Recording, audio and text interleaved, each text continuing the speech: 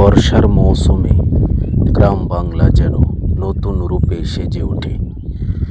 চারদিকে সবুজের সমারোহ, মাঠে মাঠে ধান ক্ষেতের কোমল চারা হাওয়ায় দুলতে থাকে।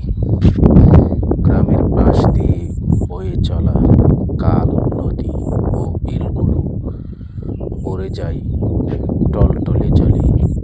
কচুরিপানা ও শাপলা শালুক ফুল পানির বুকে রং ছড়িয়ে দেয়।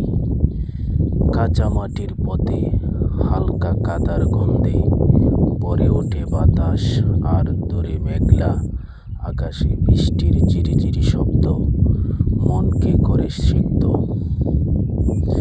মাঝে মাঝে গরু ছাগল বৃষ্টিতে ভিজে মাঠে ঘাস খাচ্ছে, আর শিশুরা আনন্দে ভিজে খেলছে।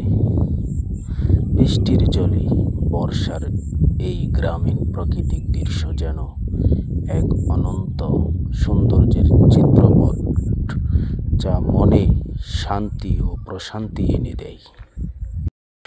বর্ষার মৌসুমে গ্রাম বাংলার সৌন্দর্য যেন কবিতার মতো মুগ্ধ করে। মাঠের আলপথে হাঁটতে হাঁটতে দূরে দেখা যায় ঘন সবুজ গাছের সারি, যার পাক দিয়ে সাদা বক উড়ে যাচ্ছে।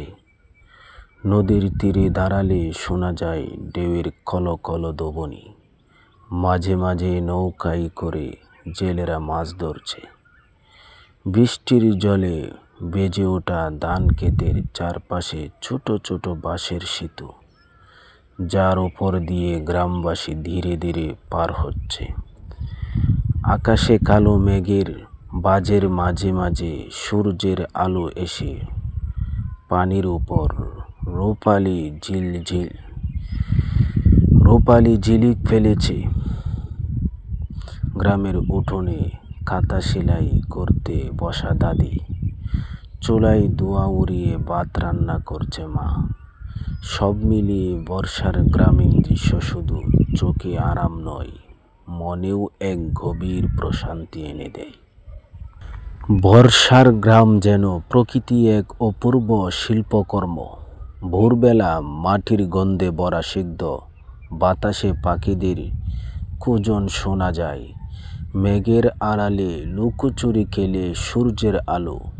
গ্রামের পুকুর, খাল, বিলগুলো বৃষ্টির জলে উপচে ওঠে, কচুরিপানা ভেসে বেড়ায়, আর পানির উপর ছোট ছোট ঢেউ যেন নীরব সঙ্গীত বাজায়।